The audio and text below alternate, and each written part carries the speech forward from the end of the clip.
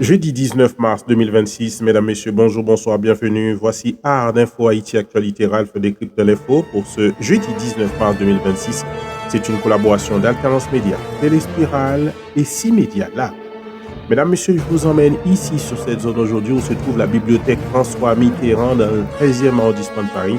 Et c'est de là que je vais enregistrer votre édition Art d'Info pour aujourd'hui en regardant les images. Haïti, réunion stratégique autour de la sécurité et du désarmement.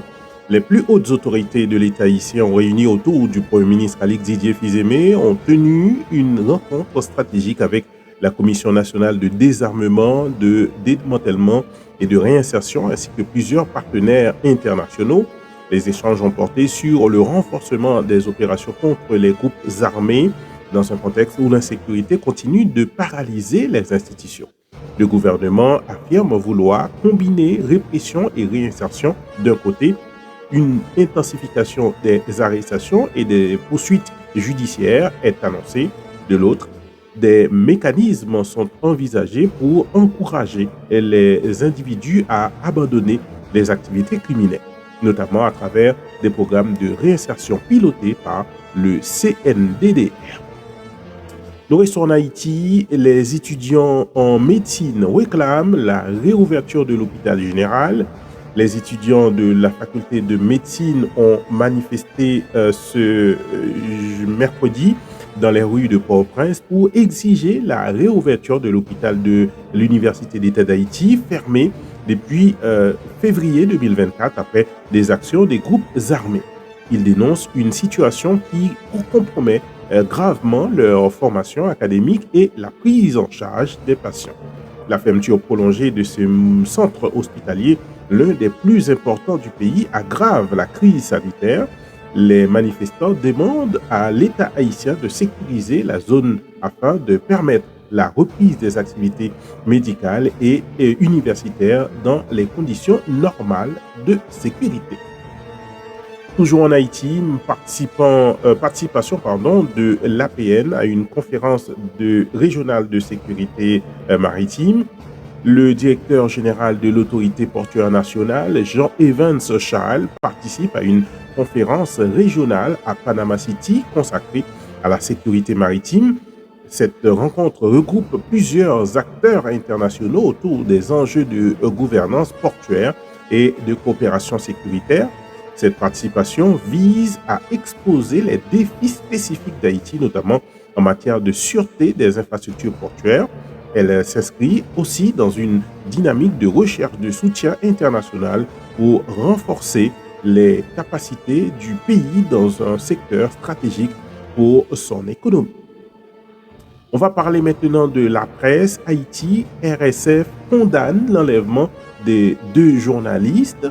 L'organisation Reporters sans frontières a dénoncé l'enlèvement des journalistes Osnel Espérance et Junior Célestin, qualifiant cet acte de grave atteinte à la liberté de la presse. L'organisation souligne une dégradation inquiétante des conditions d'exercice du métier en Haïti. RSF appelle les autorités à agir rapidement pour retrouver les victimes et renforcer la protection des professionnels des médias. Cette affaire illustre une tendance plus large de violence ciblée contre la presse dans un contexte sécuritaire déjà critique en Haïti. L'ONU alerte sur une crise humanitaire extrêmement grave en Haïti. L'expert onusien William O'Neill a dressé un constat alarmant de la situation en Haïti après une mission sur le territoire. Il évoque une insécurité persistante accompagnée d'une hausse des violences sexuelles et de conditions de détention préoccupantes. Selon ces données, plus de 1,4 million de personnes ont été déplacées par la violence. La population fait face à un manque criant d'accès aux services essentiels, notamment la santé, l'eau potable et l'éducation, ce qui accentue la crise humanitaire dans tout le pays. On va maintenant dans l'international, plus précisément aux États-Unis. Caution financière réclamée par le gouvernement pour certains visas. L'administration américaine a annoncé l'instauration d'une caution financière pour certains demandeurs de visas touristiques et affaires, notamment en provenance de Nicaragua et de la Grenade. Les montants exigés varient entre 7 000 et 15 000 dollars américains. Cette mesure, prévue dans le cadre d'un programme pilote d'avril à août 2026, vise à réduire les cas de dépassement de séjour.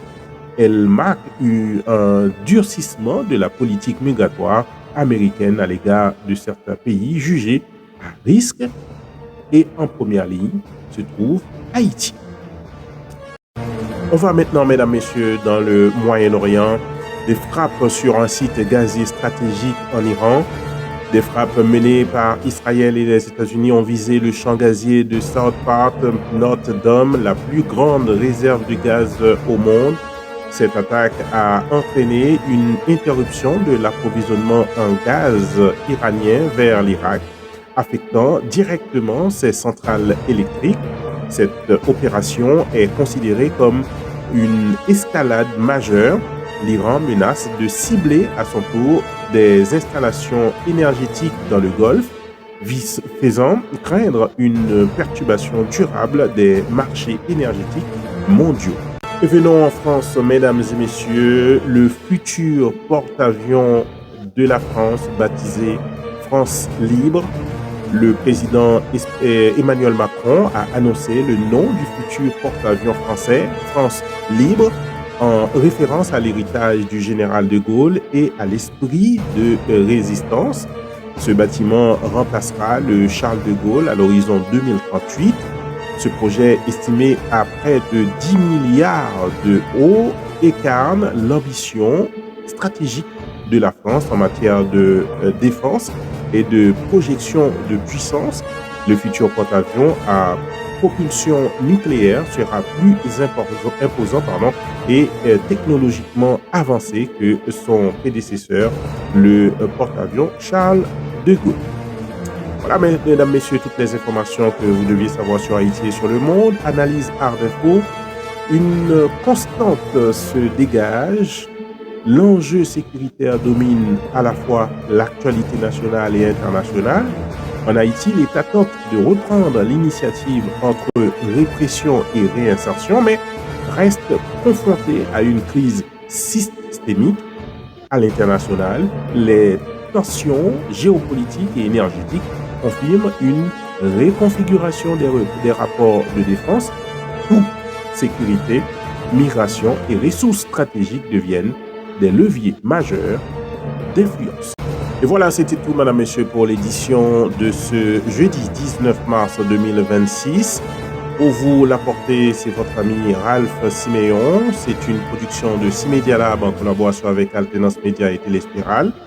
Je vous invite à continuer à nous suivre sur Facebook Ralph Siméon, sur YouTube Art Info TV. Et je vous donne rendez-vous demain, vendredi, pour une nouvelle édition Art Info. Merci pour votre fidélité. À bientôt.